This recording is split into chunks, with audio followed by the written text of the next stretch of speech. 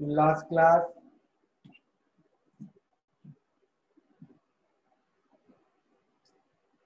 सारे पोस्टुलेट्स लिखे थे।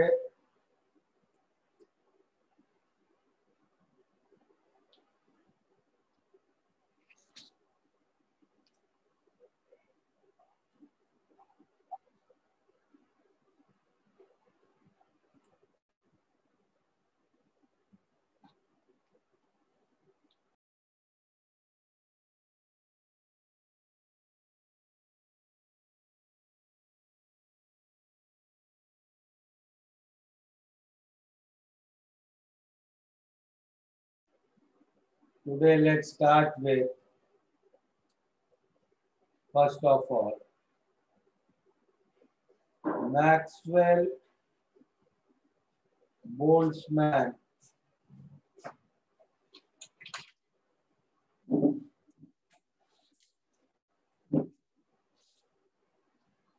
distribution law.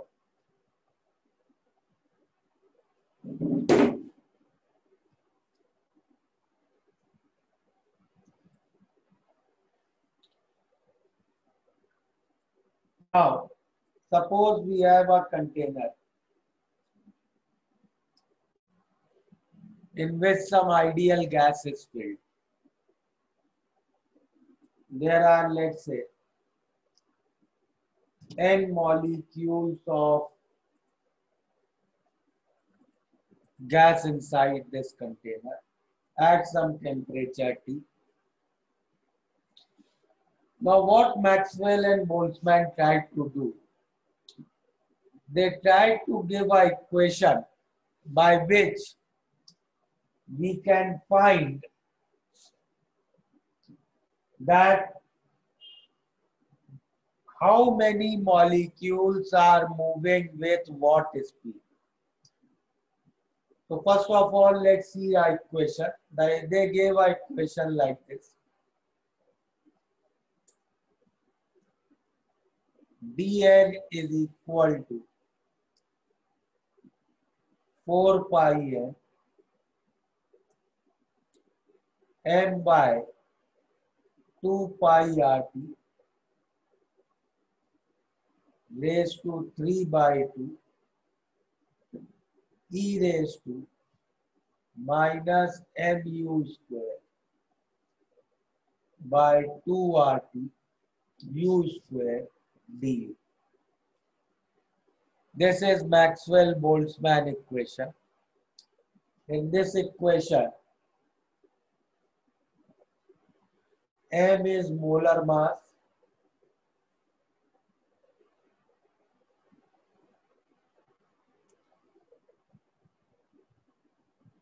n is total number of molecules,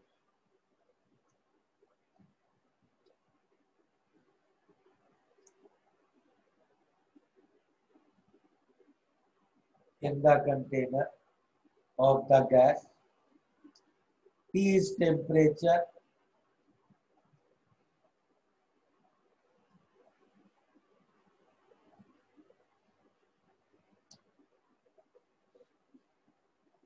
and R is universal gas constant, pi is constant, dN is number of molecules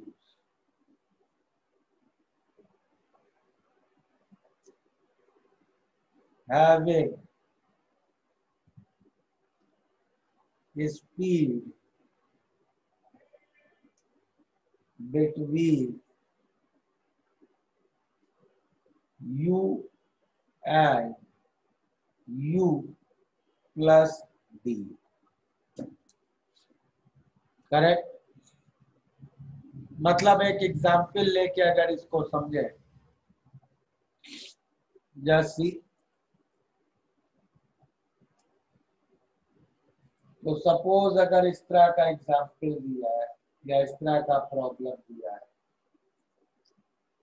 ये container में 1 मोल helium gas है at 300 Kelvin. तो find How many molecules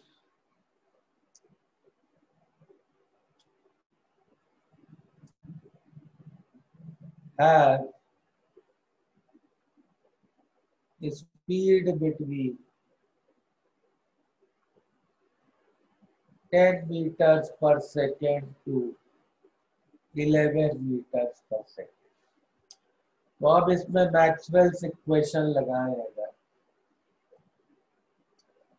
dn is 4 pi n m by 2 pi rt raised to 3 by 2 e raised to minus mu square by 2 rt u square du। तो values इसमें substitute करें 4 pi n की value 1 mole मतलब Avogadro number, molar mass helium का 4 into 10 raised to minus 3 upon 2 pi, R की value 8.314, temperature 300, whole raise to 3 by 2 into e raised to minus m। क्या speed दी है 10 metres u square by 2 r t into u square into D D हो गया 1, क्योंकि u हमने लिया 10 metres पर second, u plus D you है 11 मीटर्स पर सेकेंड, तो डी यू हो गया 1 मीटर पर सेकेंड। तो ये पूरा नंबर कैलकुलेट करेंगे और वो जो भी नंबर आएगा मतलब उतने मॉलिक्यूल्स 10 और 11 मीटर पर सेकेंड की स्पीड से के बीच मूव कर रहे हैं। चलो नोट करो ये।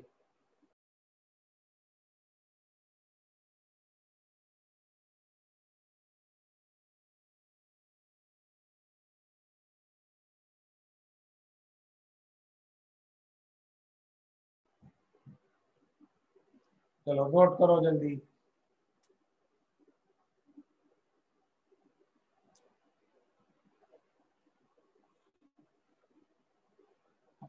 मोलर मास को केजी में रखा है, एसआई यूनिट, सब एसआई यूनिट्स यूज किए हैं। आर की वैल्यू भी एसआई यूनिट में 8.314,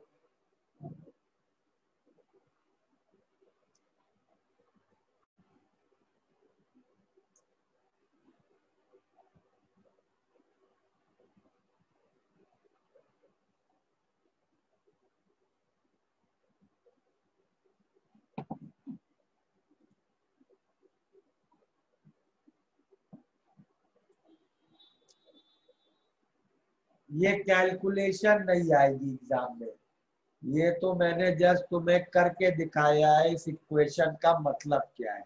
okay,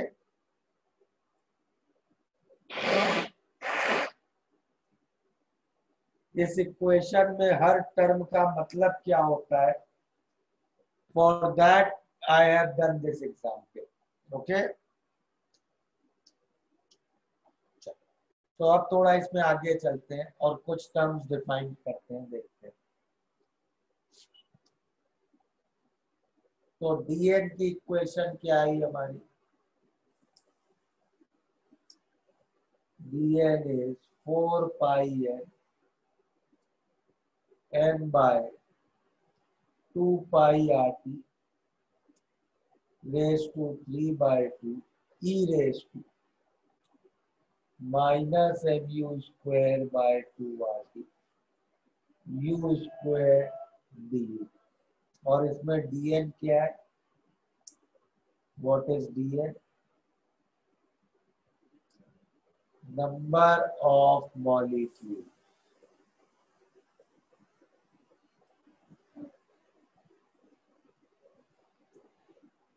having speed between u and u plus d। इस इक्वेशन को ऐसे भी लिख सकते हैं,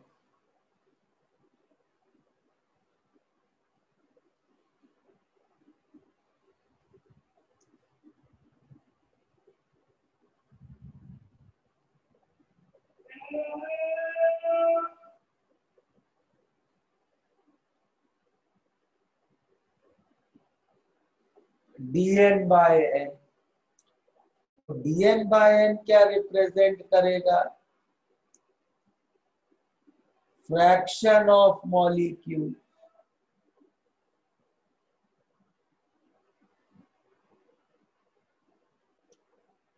having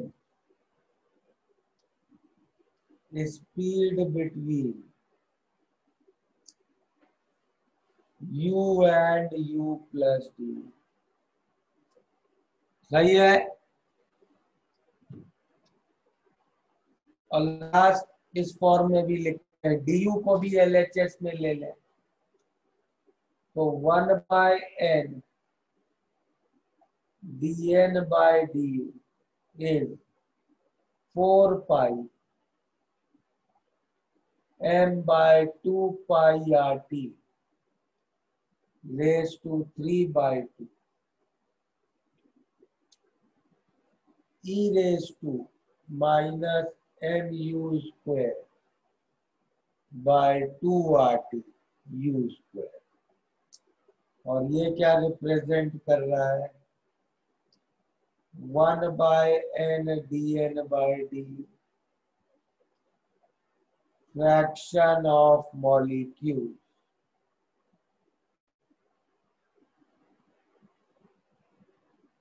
having speed between u and u plus 1। ठीक है, चलो नोट कर लो जल्दी।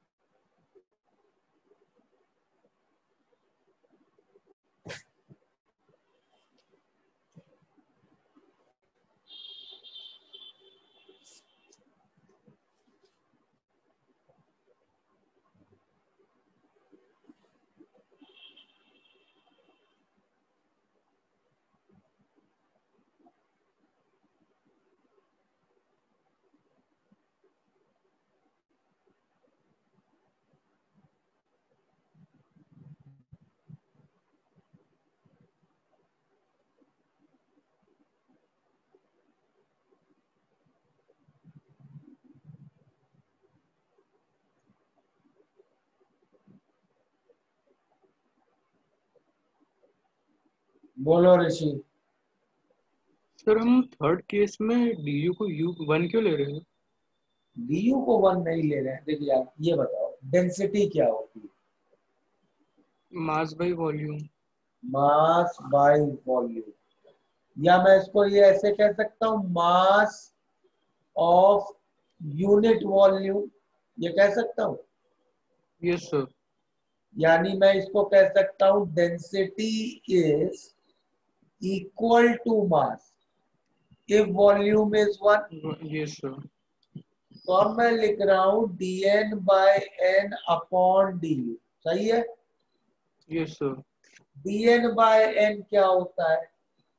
Fraction of molecules yes sir. between speeds of u and du u and u plus du। so I can say this is equal to dn by n if du is 1। Yes sir. So I can say this is fraction of molecule moving between u and u plus du if du is 1, yes sir. means it is fraction of molecule moving between speeds of u and u plus 1. Yes, sir. Okay. Okay, sir. Got it.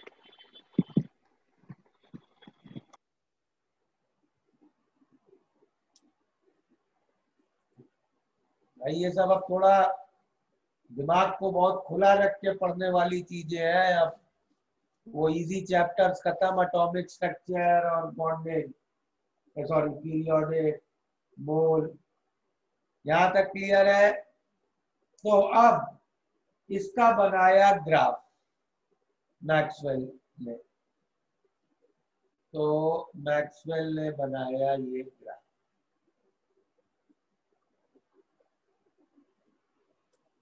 X axis पे D Y axis पे 1/n dn/d। Okay, बोलो। Sir मुझे पूछना था कि ये जो law आप बता रहे हैं सर, इसका मतलब इन मैक्सवेल और बोल्ट्जमैन ने इसे डिराइव कैसे किया सर? स्टैटिस्टिक्स। किससे सर? स्टैटिस्टिक्स। ओके सर, तो मतलब ये थियोरेटिकली डिराइव्ड होगा? हाँ, उन्होंने ऐसे डिराइव किया कि अगर मेरे पास 1000 चीजें हैं और उसको मुझे रैंडमली बांटना है में, तो क्या डिस्ट्रीब्यूशन होगा। करेक्ट। तो स्टैटिस्टिक्स में रैंडम डिस्ट्रीब्यूशन के कुछ लॉज होते हैं, उन लॉज को यूज करते हुए उन्होंने बांटा। क्योंकि केटीजी में हमारा एक असम्पशन था ना, gases are in a state of constant random motion. Yes sir.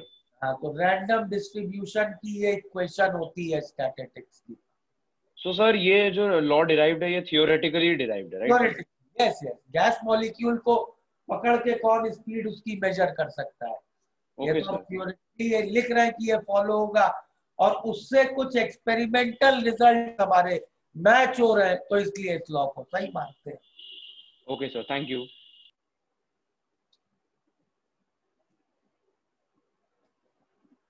Sir मेरे को दो डाउट थे। पहले तो सर ये जो बना मैक्सवेल बोर्डवेल जो है, ये केटीजी के ऊपर डिपेंड बिल्कुल नहीं करता है ना? भाई ये केटीजी का एक पार्ट है। अच्छा। और सर एक और डाउट था सर, ये 1/n dn/du तभी पॉसिबल है जब do 1 होएगा। 1/n dn/du हाँ, will be equal to dn/n if du is 1। बाकी मतलब बाकी केसेस में नहीं आएगा ना? नहीं, सिर्फ 1 होना चाहिए ना, जिससे आपने देखा है ना मास डेंसिटी बाय वॉल्यूम में। तो ये ग्राफ बनाया, ये ग्राफ कुछ इस शेप का मिला। पहले वो u स्क्वायर की वजह से ग्राफ इंक्रीज हुआ, फिर एक्सपोनेंशियल टर्म की वजह 10 मिनट।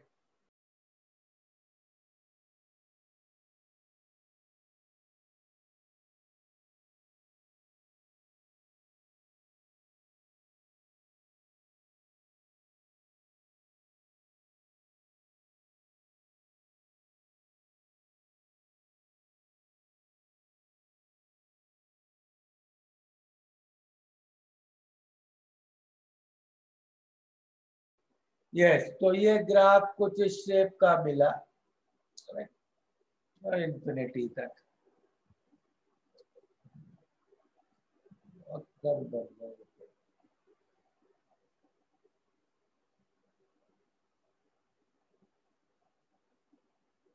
ऐसा ग्राफ मिला।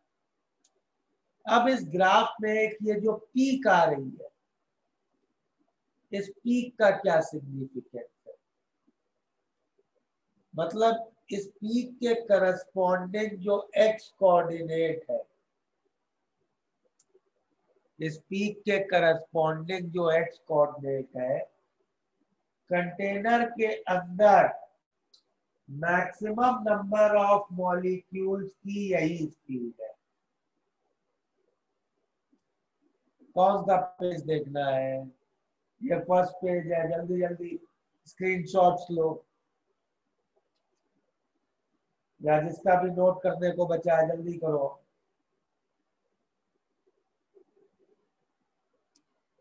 बोलो आयुष।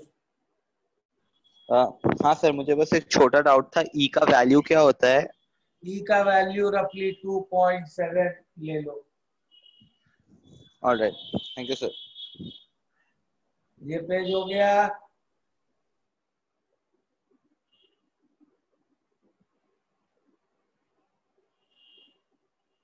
ये सेकंड पेज। हेलो सर, हाँ मुझे सर बस एक छोटा सा डाउट है सर। मैं थोड़ा बीच में 1 मिनट के लिए 5 मिनट के लिए डिस्कनेक्ट हो गया। तो सर आपने लॉ किस पर्सपेक्टिव, किस यूज में लिखा है? लॉ किस? सर ये लॉ का मतलब क्या, यूज ये क्या है? लॉ हमें बता रहा है कंटेनर में स्पीड्स क्या क्या है मॉलिक्यूल की, कितने मॉलिक्यूल स्लो मूव कर रहे हैं, कितने मॉलिक्यूल किस स्पीड से मूव कर रहे हैं, सर ये बता रहा है। ये स्पीड का डिस्ट्रीब्यूशन बता रहे हैं मतलब हाँ। Okay sir. और सर एक और एक थोड़ा डाउट था सर, ये आपने नेक्स्ट पेज पे कैलकुलेशन किस चीज का किया है? ये इसी का मेरे पास ये क्वेश्चन मुझे दिया गया था ये कि 10 और 11 मीटर पर सेकेंड के बीच कितने लोग मूव कर रहे हैं। अच्छा okay sir, okay got it. Equation लगा के निकाला मैंने। Third page. बोलो रुचि। सर ये इसी पेज में सर, जो आपने ये थर्ड केस के नीचे जो पॉइंट लिखा है ना, वो एक बार वापस एक्सप्लेन कर देंगे? यार देखो, ये जो सेकेंड इक्वेशन मैंने लिखी है ये हाँ। तुम्हें क्या बता रहा है? ये वो फ्रैक्शन बता रहा है मॉलिक्यूल का जिनकी स्पीड u और u प्लस du के बीच है। हाँ सर। अब मैं अगर इस पूरी इक्वेशन को du से डिवाइड कर दूं तो मुझे तीसरी इक्वेशन मिल रही है। हाँ हाँ सर। और साइंस में एक कहने का एक वे होता है जब हम किसी चीज को दूसरी से डिवाइड कर देते हैं तो I can say x by y is equal to x if y is 1। Yes sir. तो dn by n upon du is equal to dn by n if du is 1। Yes sir. तो ये चीज क्या थी? Fraction of molecules moving with this speed.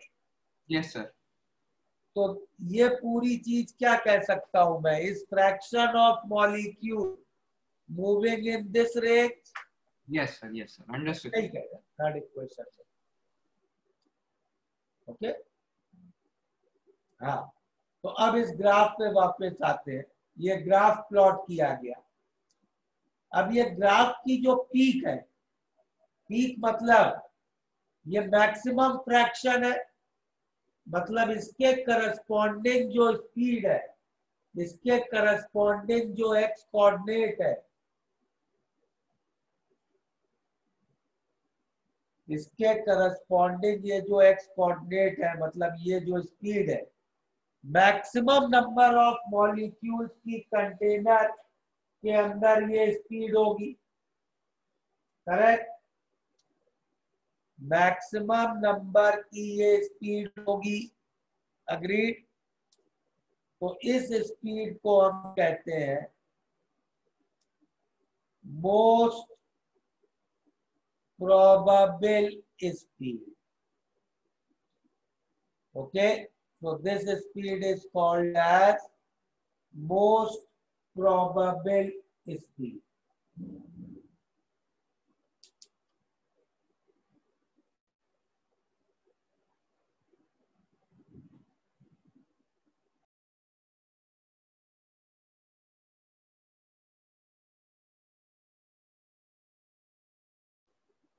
Okay, मतलब maximum number of molecules की container में ये स्पीड होगी।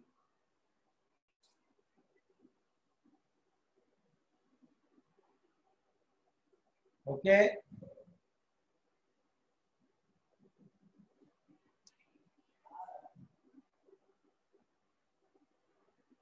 इसलिए इस स्पीड को हम कहते हैं मोस्ट प्रोबेबल स्पीड। और कैसे निकालेंगे most probable speed?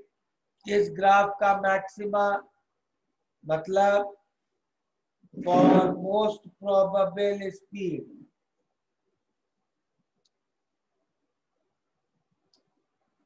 for most probable speed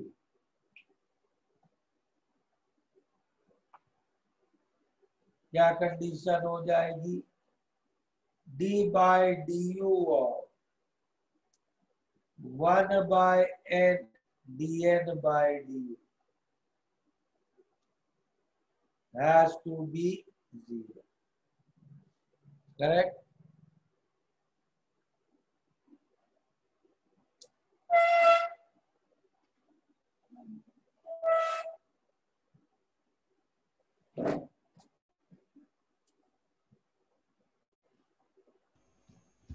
sir ये ग्राफ पहले बढ़ रहा है फिर घट क्यों रहा है? प्लॉट करो ग्राफ, कोई क्वेश्चन है सामने तो ग्राफ प्लॉट कर सकते हो ना।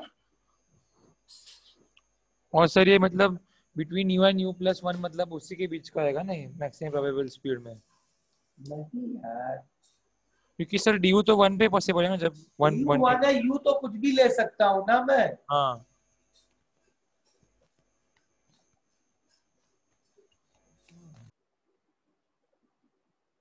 नोट कर लिया ये?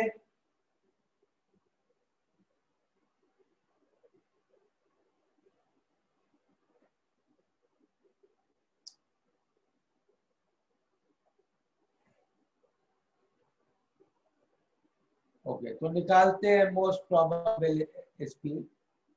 तो मोस्ट प्रोबेबल स्पीड निकालने के लिए हमें क्या करना है?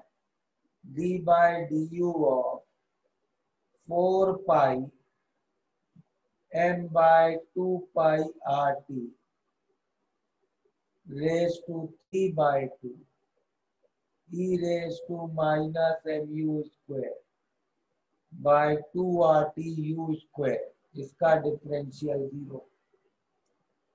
तो करो डिफरेंशिएट, पहले एक्सपोनेंशियल टर्म को कांस्टेंट रखो, u स्क्वायर को डिफरेंशिएट करोगे तो 2u, फिर u स्क्वायर को कांस्टेंट रखो, एक्सपोनेंशियल टर्म को डिफरेंशिएट करो,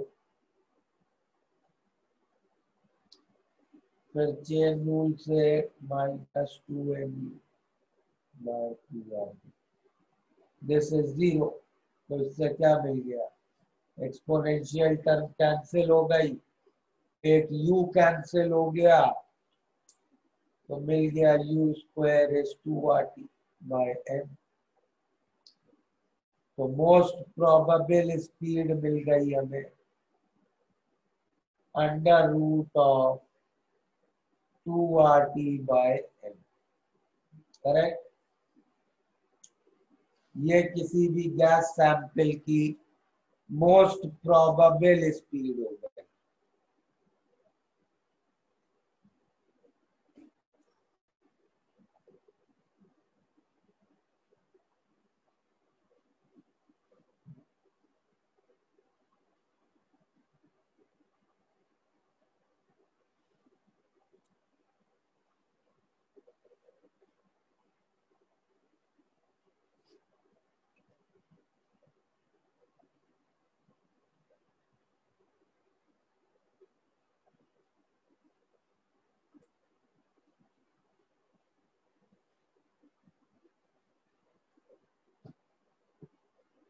बोलो आयुष।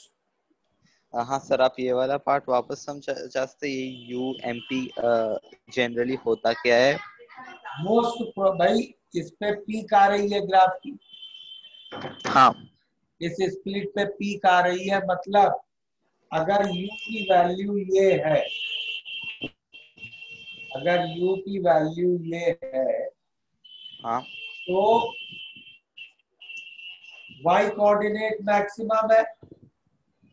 हाँ y बिल्कुल। कोऑर्डिनेट पे क्या प्लॉट कर रहे हो? फ्रैक्शन। हाँ इस fraction of, fraction of molecules maximum है, हाँ मतलब कंटेनर के अंदर सबसे ज्यादा इसी स्पीड, मतलब सबसे ज्यादा मॉलिक्यूल्स की यही स्पीड होगी। हाँ सर बराबर। तो अगर तुम कंटेनर से कोई एक मॉलिक्यूल निकालो तो सबसे ज्यादा प्रोबेबिलिटी होगी कि उसकी यही स्पीड हो। हाँ सर। तो इसलिए इस स्पीड को हम मोस्ट प्रोबेबल स्पीड कहते हैं। अच्छा, ओके, समझ गया सर, क्लियर। और किसी को कोई डाउट तो हैंड रेज कर लो।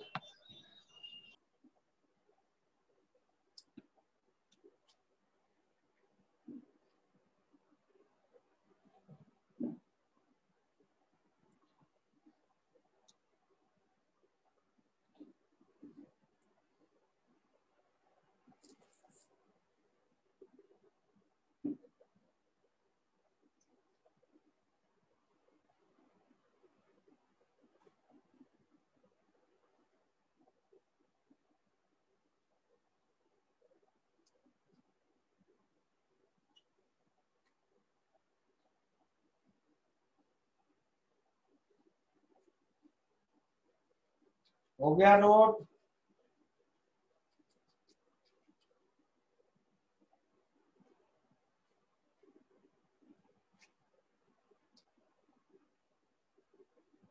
बोलो आदित्य।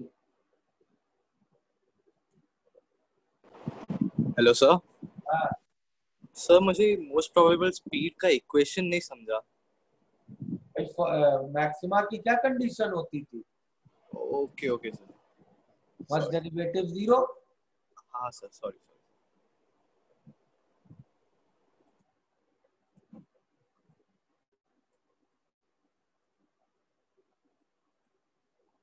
ठीक है, तो मोस्ट प्रोबेबल स्पीड निकाल ली।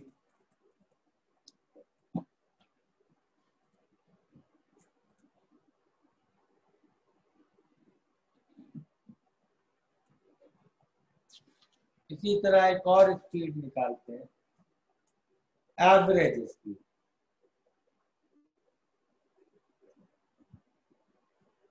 एवरेज स्पीड क्या होगी सैंपल की?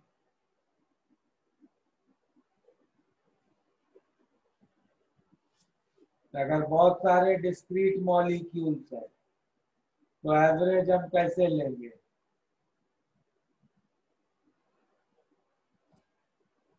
सारे मॉलिक्यूल्स की स्पीड ऐड कर दें,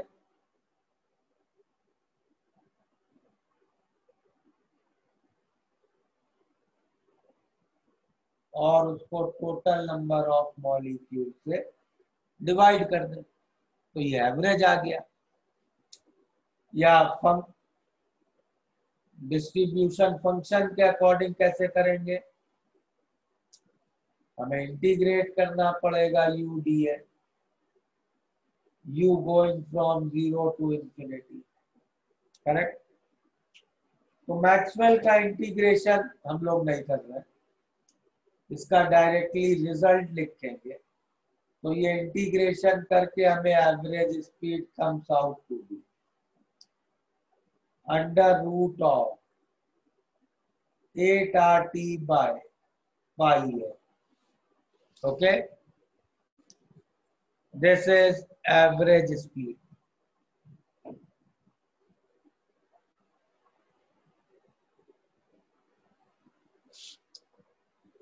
Clear? और इसी तरह एक और स्पीड का हम लोगों को यूज आगे पढ़ना है, उसको भी लिख के रखते हैं। That is root mean square speed. Root mean square मतलब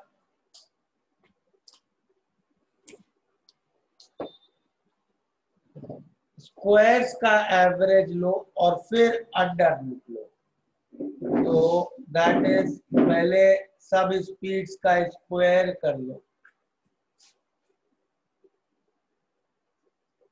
इसका एवरेज लो, उसका रूट लो, करेक्ट? या डिस्ट्रीब्यूशन फॉर्म में integral 0 to infinity u square dx, which gives us RMS speed ये कैलकुलेट करने से आती है root of 3RT/f।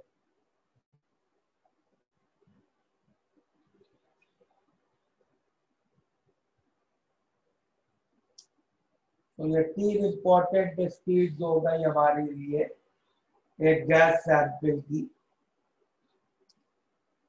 Most probable speed, average speed और RMS speed, root mean square.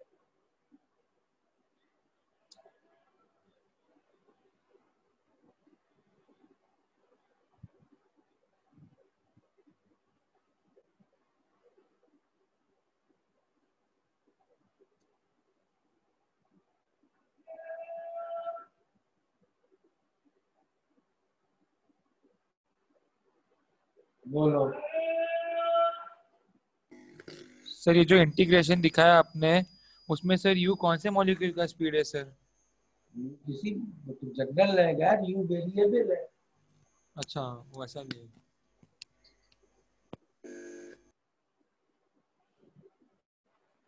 बोलो। सर आपने यू मोस्ट प्रोबेबल के लिए यू वर्सेस 1/n dn/du का ग्राफ बनाया, वैसे ही यू एवरेज के लिए यू वर्सेस n का ग्राफ बनाओगे ना? ग्राफ क्यों बनाएंगे भाई? इसके लिए ठीक है, हाँ। एवरेज के लिए तो मुझे इंटीग्रेट करना है, मैं उसी ग्राफ का एरिया अंडर का ग्राफ निकालना पड़ेगा। ओके, पर वो यू वर्सेस n होगा ना? हाँ। ओके।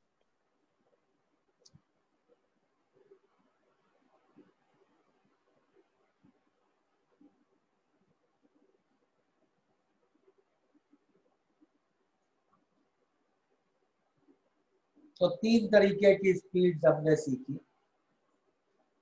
जो तीनों इस चैप्टर में बहुत यूज करेंगे हम लोग। Most probable speed root 2RT/n, average speed 8RT/πn और आरएमएस स्पीड रूट 3RT/n। ठीक है, चलो जरा find most probable speed of O2 at 300 kelvin. बताओ जरा कितनी होगी, करो ये कैलकुलेशन।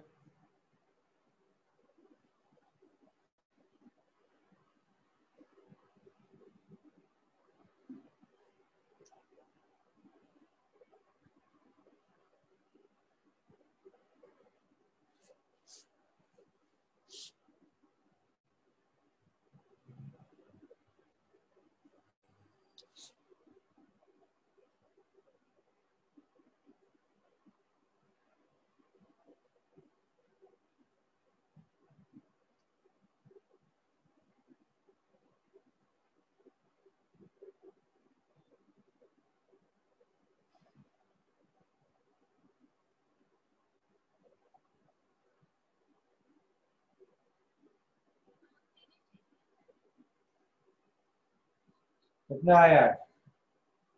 1.25, 1.54,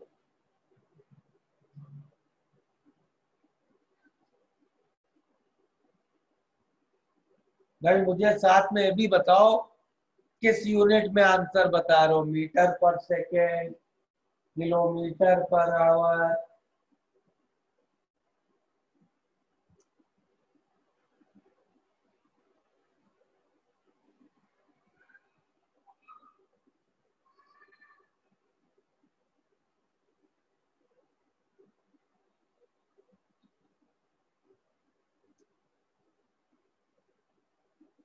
चलो चेक करते हैं।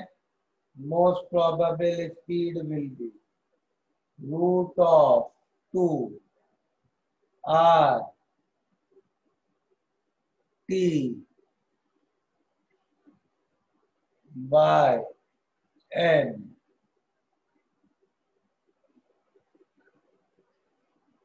तो कितना हो गया ये 16, तो ये हो गया 2500 बाय 16 इंटू 1000 का रूट। तो कितना हो गया 5/4 इंटू 100 5, तो 1.25 इंटू 3.14, करेक्ट। कितना हो जाएगा वैसे 392.5 मीटर पर सेकंड।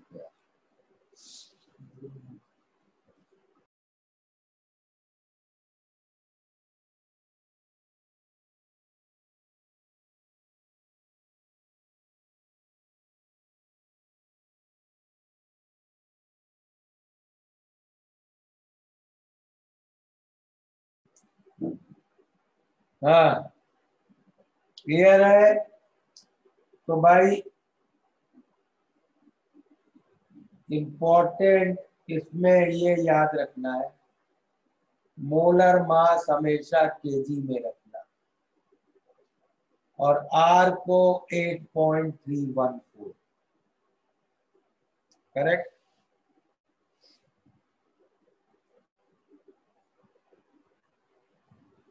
एसआई यूनिट में सब रखो सो दैट तुम्हें फाइनल वेलोसिटी मीटर पर सेकंड में मिले। बोलो मयंक। सर आपको पाए कहाँ से आया? रूट 10 इज पाई ना। Okay okay.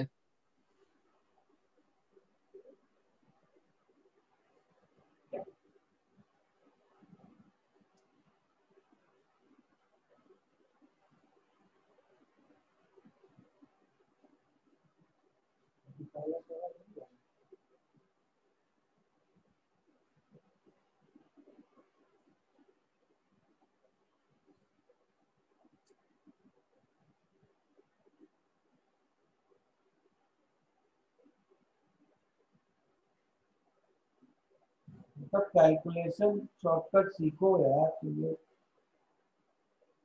हो गया, नोट कर लिया।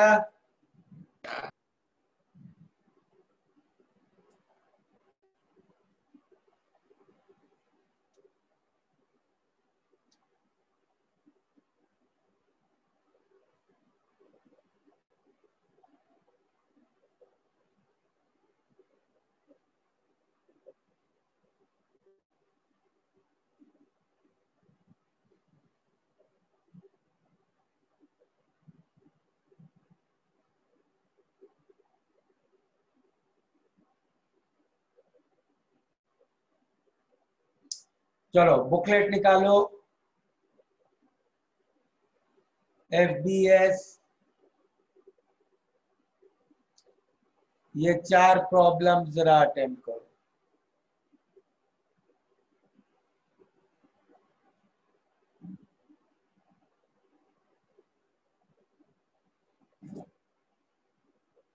Attempt these 4 problems.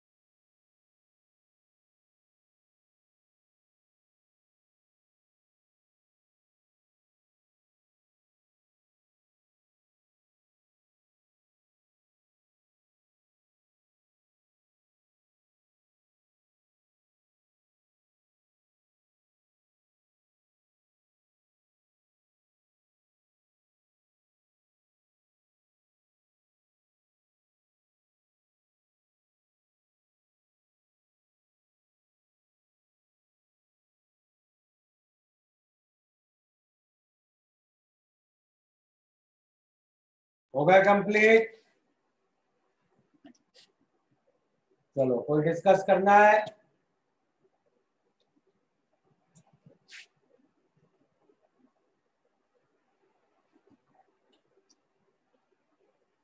Thirty three.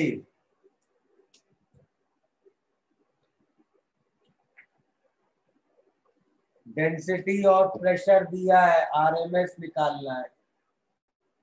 तो आरएमएस स्पीड क्या है? Root of 3RT by m,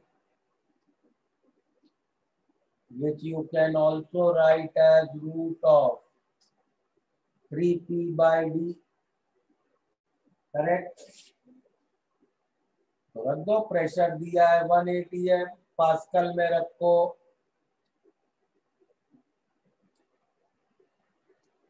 density दी है ग्राम पर सीसी में, केजी पर मीटर क्यूब में कन्वर्ट करके कैलकुलेट कर लो।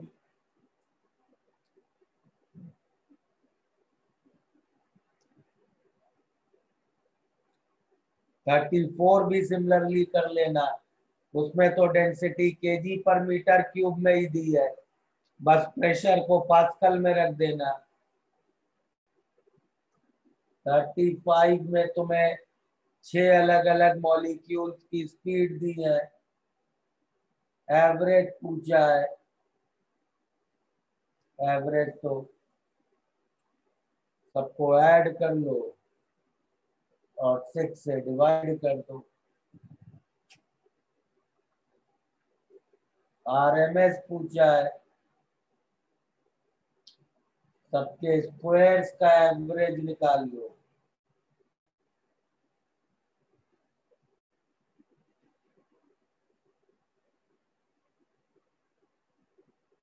और रूट ले लो।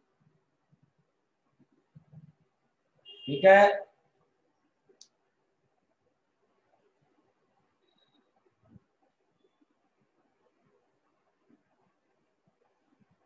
थर्टी टू में SO2 का आरएमएस SO2 का आरएमएस कितना होगा? 3RT by, this should be average of oxygen at 300.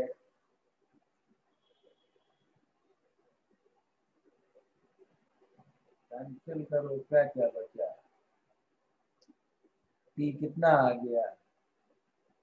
8 into 300 by 5 into 2 into 3, सही है ना? कितना आ जाएगा ये? 4800 by 3 500 के आसपास जाएगा ये।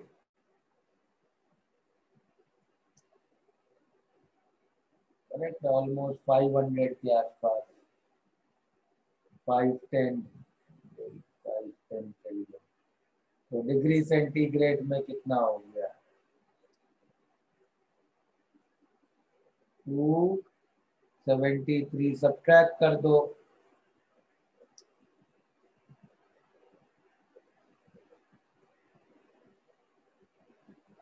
सही है? 237।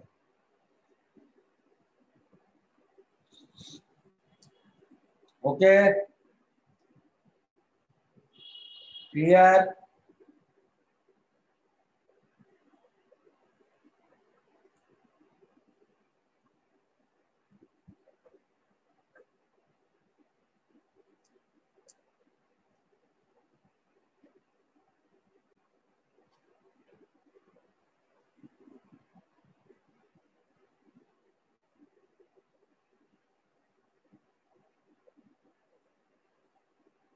थर्टी फोर में भी यार average speed, RMS speed, most probable, सब में RT by M को P by D रख लो।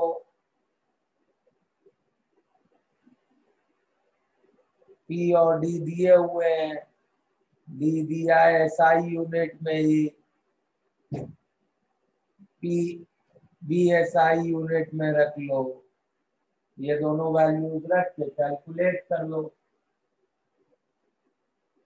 ओके,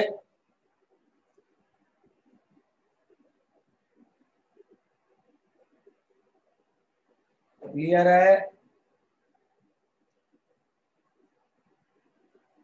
चलो इस प्रॉब्लम का स्क्रीनशॉट लो।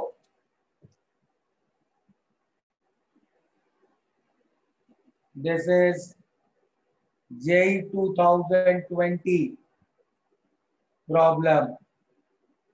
अभी जो JEE पेपर हुआ एडवांस का, उसका देखो KTG का प्रॉब्लम। इसको नोट करो और इसका आंसर मुझे बस भेजो। वो बताओ क्या आंसर होगा।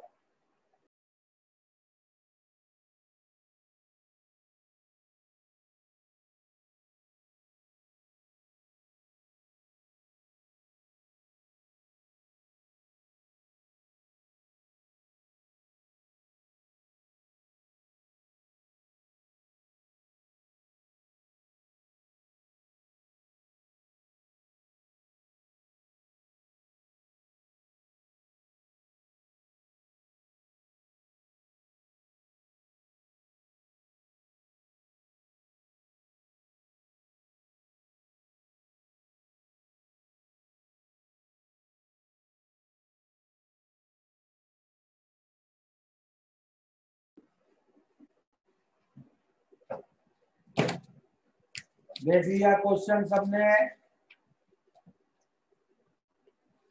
देख रहे हो JEE प्रॉब्लम, JEE 2020 KTG का सीधे प्रॉब्लम आ गया।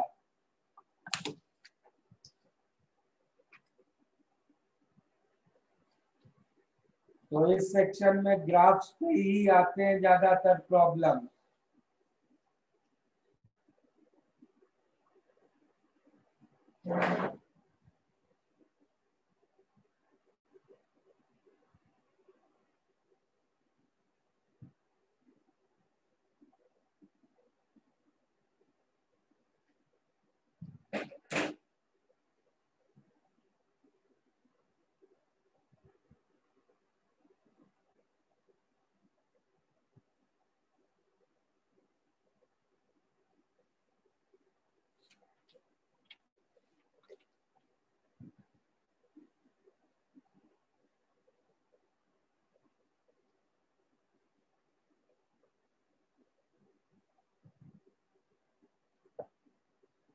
तो भाई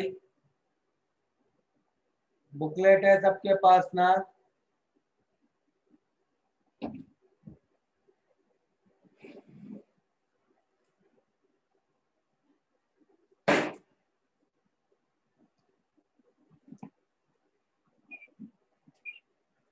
बुकलेट में ही देखो, थ्योरी में रेशियो दिया होगा।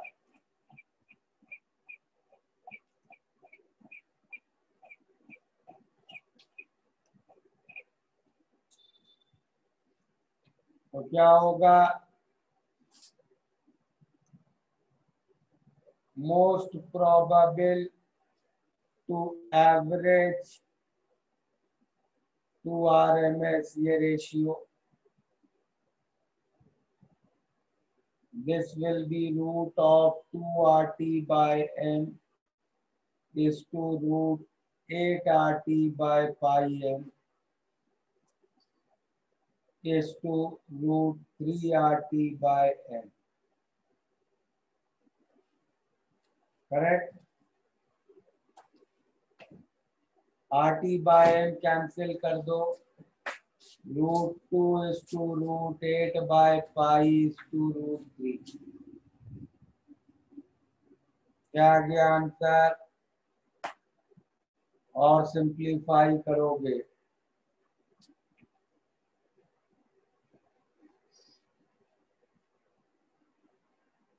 1:1.128 is to 1.224।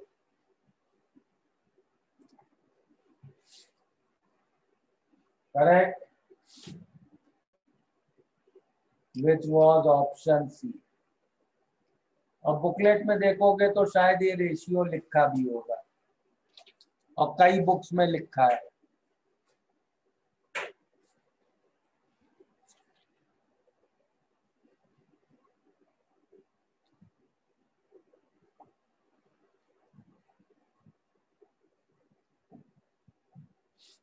कोई डाउट किसी को?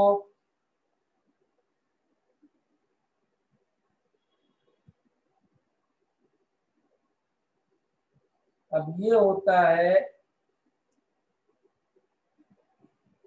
सिलेक्शन प्रॉब्लम, समझ लो। This question was for +3 -1 marking scheme, मतलब 4 मार्क्स का स्टोए करेगा ये। And the correct answer to the problem was D. तो इस तरह का प्रॉब्लम तुरंत सिलेक्शन हो रहा है या नहीं हो रहा है चेंज कर देगा बात। 4 मार्क्स का स्विंग, 1000-2000 रैंक्स ऊपर नीचे हो गए।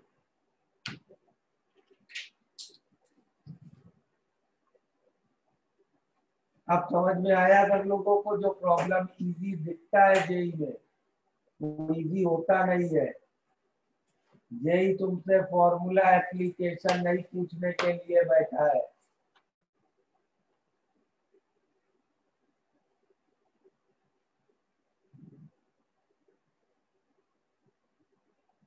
ये मेंस में ये पूछा जा सकता था कि भाई रेशियो बता दो।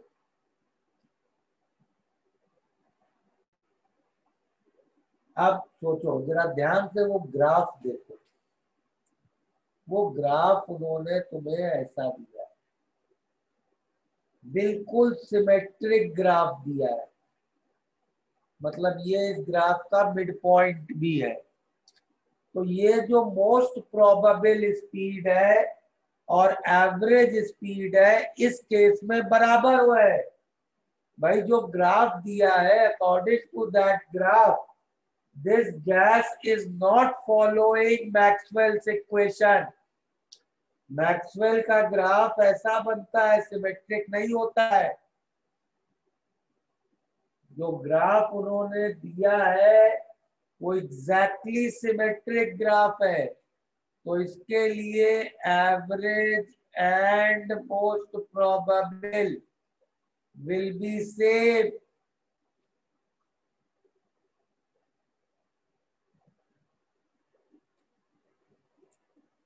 And RMS will be different. और वैसा एक ही ऑप्शन है प्रॉब्लम में, तो वो आंसर हो गया। क्लियर?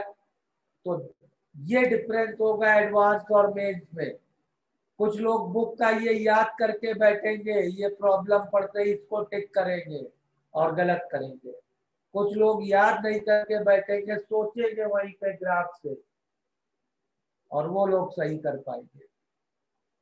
एंड देयरफॉर मैं कभी भी, तुम लास्ट ईयर या कोई भी किसी का बड़ा भाई भी हो अगर था, I never make students remember this ratio. इस तरह की चीजें याद करने से एडवांस नहीं निकलेगा। Correct? You have to think on the moment in the problem.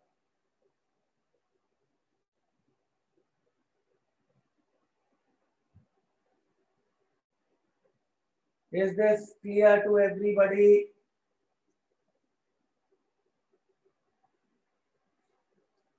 The moment you are slightly distracted, तुरंत इस तरह की गलतियां हो जाएंगी।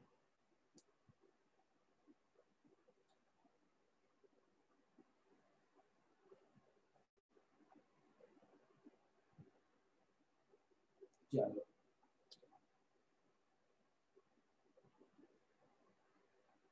अच्छा, अब कुछ लोग बहुत देर से पूछ रहे थे भाई RMS का सिग्निफिकेंस क्या है। एवरेज का सिग्निफिकेंस तो सबको मालूम है कि भाई ये एवरेज बताया।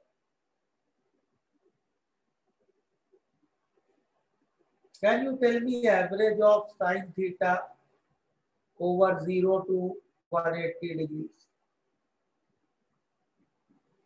What is average of sin theta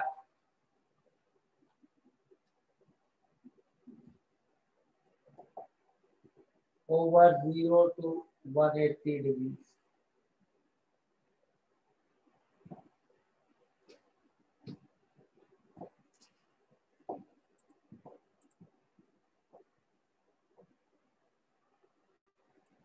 Average of sin theta is 1. नहीं एक मिनट सॉरी 0 to 180 क्यों बोल रहा हूँ सॉरी सब्जेक्ट 1 मिनट पूरा एक रोटेशन में 0 to 360 in one complete rotation.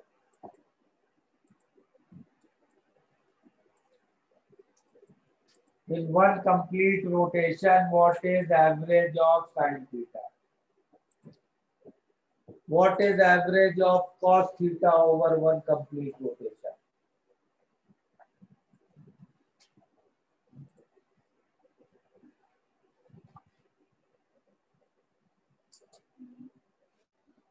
समझ रहे हो? तो ट्रिग्नोमेट्रिक फंक्शंस का एवरेज का कोई मतलब ही नहीं निकलता है, सब 0 0 0 आता रहता है।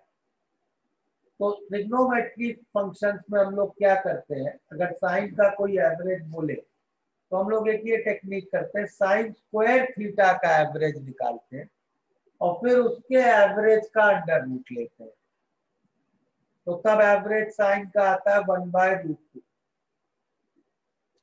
तो ये जो RMS है, this is a way of taking averages in trigonometry. जो तुम लोग नॉर्मली एवरेज कहते हो, that is actually algebraic average. RMS is trigonometric average and most probable is calculus average. तो ये तीन स्पीड्स मैथ्स की तीन अलग अलग ब्रांचेस से हम लोग उस गैस सैंपल का एवरेज देख रहे हैं। ओके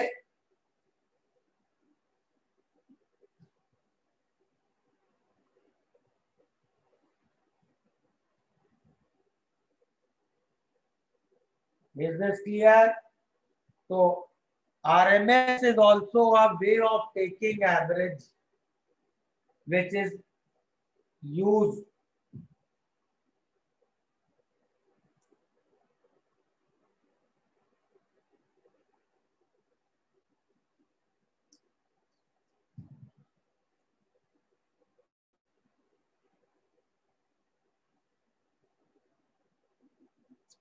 कोई डाउट है किसी को तो जल्दी हैंड रेज करो, otherwise I will start a new section. बोलो दी।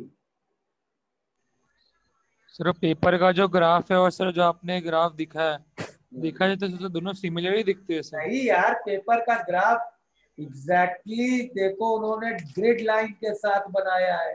हाँ। ये देखो पेपर का ग्राफ, देखो देखो ग्रिड लाइन बनाई है। हाँ बराबर। बिल्कुल एग्जैक्टली इधर 2 ग्रिड लाइन, आगे 2 ग्रिड लाइन। हाँ बिल्कुल सेंटर पे बिल्कुल सिमेट्रिक ग्राफ है ये। हाँ सर। और ये एक्स एक्सिस को टच कर रहा है यहाँ। हाँ सर। और जो मैंने मैक्सवेल का ग्राफ तुम्हें दिखाया था, हाँ उसमें कहीं पे एक्स एक्सिस को टच कराया था, इंफिनिटी पे।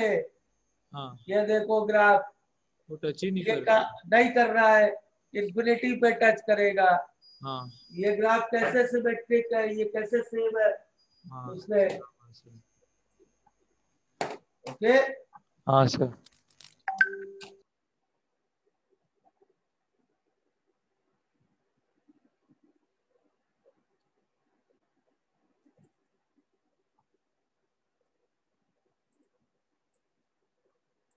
चलो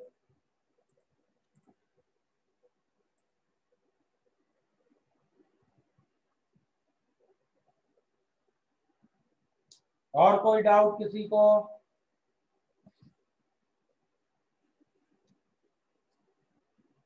स्टार्ट करें आज डेरिवेशन आगे केटीजी का।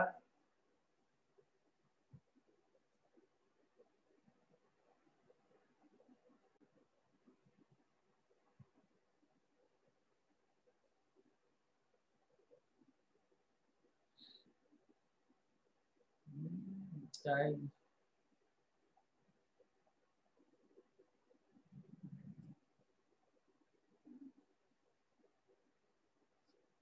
चलो नेक्स्ट क्लास में स्टार्ट करते हैं, वो लंबा डेरिवेशन है next. Yes, we'll start in next class.